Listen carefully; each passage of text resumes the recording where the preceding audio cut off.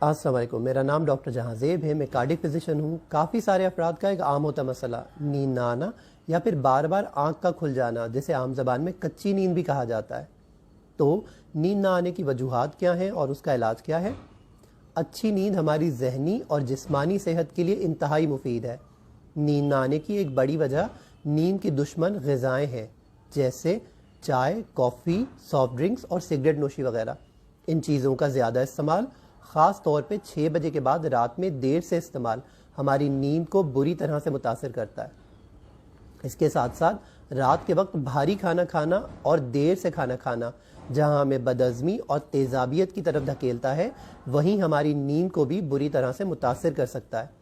تو رات کے وقت ہلکا پھلکا کھانا کھائیں، رات کے کھانے میں چاول، دالیں، ہری سبزیاں، دہی کا استعمال کریں اور سونے سے کم 3 سے 4 گھنٹے پہلے کھانا کھائیں۔ اسی طرح سے نیند کی دوست غذائیں، وہ غذائیں جس سے نیند کو بہتر بنانے میں مدد ملتی ہے، جیسے گرم دودھ، کیلے، اخروٹ، بادام، کیوی، چیریز وغیرہ۔ اس طرح کی غذاؤں کا رات کو استعمال نیند کو بہتر بنانے میں مدد کرتا ہے۔